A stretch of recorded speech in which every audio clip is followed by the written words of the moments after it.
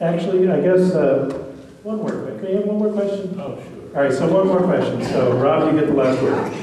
Well, actually, they'll get the last word. You get the last question. I'd just like to ask, I presume that all of you are against the current war, and I'd like to know if any of you are for the immediate withdrawal, and if the war is still going on when you're elected, what will you do to ensure that that begins to happen? And we'll start at this end first. Yeah, the only vote I would give is to appropriate the money for withdrawal. But you know, everybody says it's going to.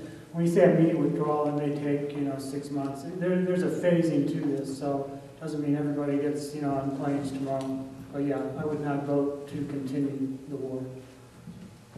The one thing I think has not been done yet is to force the administration to admit what their purpose is in Iraq. They have never asked the question direct.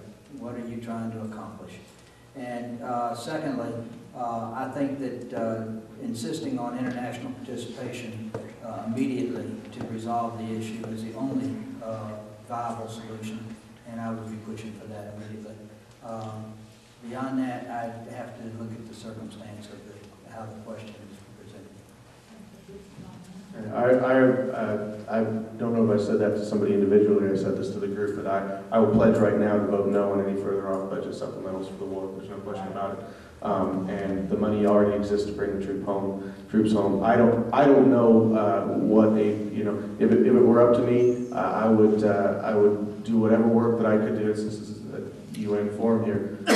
Whatever work we could do to bring together a UN coalition as a peacekeeping force without our presence. I don't think our presence there is helpful at all. And put our troops on boats and planes and get them out of there as soon as possible. If we could do it in 2 days, I'd do it in 2 days. So. Second, third, fourth, whatever that. We get the U.S. out and the UN in as soon as feasible, possible, starting right away. We vote on the resolution you were talking about, not to go into Iran. If it were today, I would say impeachment, but hopefully 2 years from now, we'll have someone else there instead. And if we don't, then we definitely need to impeach. I would support retroactive impeachment. I don't know what there is as far as a statute of limitations on international crimes, but once they're out of office, I say set them up in The Hague and let them answer for their crimes. I would withdraw from Iraq. I think that we should use, I think it's tremendously destabilizing to have us in Iraq generating chaos.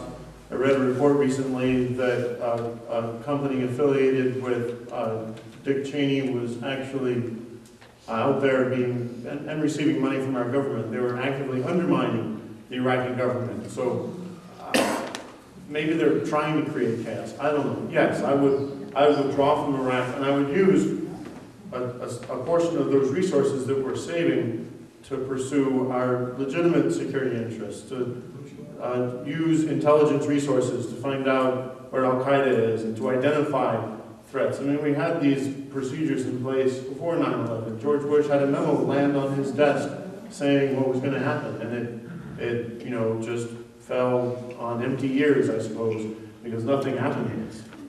We're just destabilizing the region. We're upsetting the rest of the world. We're dragging our country's name through the mud. Well, it's really George Bush that's dragging our country's name through the mud around the world. It's got to stop. If I'm in Congress, I will cast every vote in favor of that position.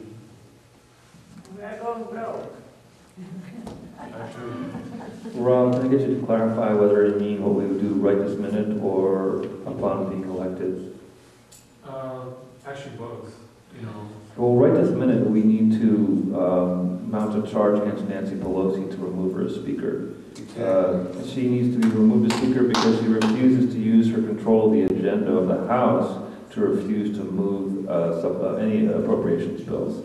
Nancy Pelosi and Harry Reid both have the power to stop giving money to the war just simply because they're the majority leader and because they're the Speaker of the House.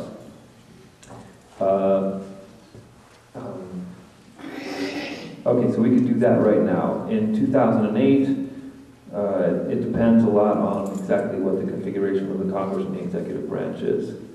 However, I don't believe that the United Nations is the best vehicle to begin the process of paying reparations to the Iraqis as well as providing humanitarian assistance to the region. At some point, it might be, but until it has international credibility as being something other than the playground of the 5 Security Council permanent members, if we are going to begin the process of reconstructing Iraq or sending reparations money to Iraq, we should do it through the Arab League or through some other organization of the neighbor states of the Iraqi people themselves.